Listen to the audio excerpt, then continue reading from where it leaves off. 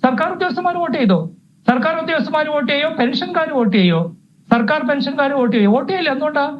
അവർക്ക് ഈ സർക്കാർ വന്നതിന് ശേഷമാണ് അവർക്ക് ക്ഷാമബത്ത കിട്ടാത്തത്. നരേന്ദ്രമോദിയുടെ സർക്കാർ ഇപ്പോഴും ക്ഷാമബത്ത കൊടുക്കുന്നുണ്ട്. അതാണല്ലോ.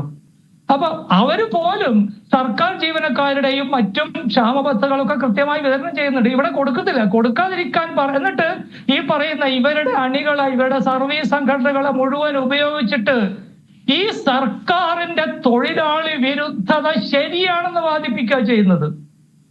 ഇത് കേരളത്തിലെ പുരോഗമന രാഷ്ട്രീയത്തെ നാളെ ബംഗാളിലൊക്കെ ഉണ്ടായതാ. കമ്മ്യൂണിസ്റ്റ് പറഞ്ഞ് നടന്നിക്കുമ്പോ അടി കിട്ടുന്ന ഒരു സാഹചര്യം, അങ്ങനെയാണല്ലോ ബംഗാളിലൊക്കെ ഉണ്ടായത്.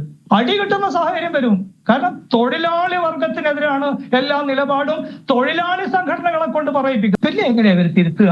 ഇപ്പൊ തന്നെ അതാണ്. ഇപ്പൊ ഈ നിലമ്പൂരിൽ ഷൗക്കത്ത് ജയിക്കുന്ന കാര്യമൊക്കെ കണ്ടുകൊണ്ടിരിക്കുമ്പോ എന്റെ പല പരിചയക്കാരും പറഞ്ഞത് ഉച്ചയ്ക്ക് ശേഷം CPM-ന്റെ നേതാക്കന്മാർ വന്ന് പറയും, ഇത് വർഗീയ ശക്തികളുടെ ഏകീകരണം UDF ഉണ്ടാക്കിയിട്ട് കൊയ്തെടുത്ത വിജയമാണെന്നുള്ള പ്രഖ്യാപനമായിട്ട് ഇപ്പം CPM നേതാക്കന്മാർ വരുമെന്ന് അവരൊക്കെ പറയാണ്. എല്ലാവർക്കും അറിയാം. ഇപ്പൊ കേരളത്തിലെ മുഴുവൻ ആളുകൾക്കും അറിയാം. ഇവരിപ്പോ അടുത്ത നിയമസഭാ തെരഞ്ഞെടുപ്പ് വിനയമുള്ളവനാക്കണം, ആർജവമുള്ളവനാക്കണം, ദരിദ്രന്റെ മുമ്പിൽ കുനിയുന്ന ശിരസ്സുള്ളവനാക്കണം. അങ്ങനെ ഒരാളെ തൊഴിലാളി വർഗ പക്ഷപാതി കമ്മ്യൂണിസ്റ്റ് എന്ന് പറയാൻ പറ്റുള്ളൂ. ഇവരാരും അതല്ല. 2026 ജനങ്ങൾ ഇവരുടെ ഉള്ള കണക്ക് തീർക്കും. ഒരു സംശയം വേണ്ട.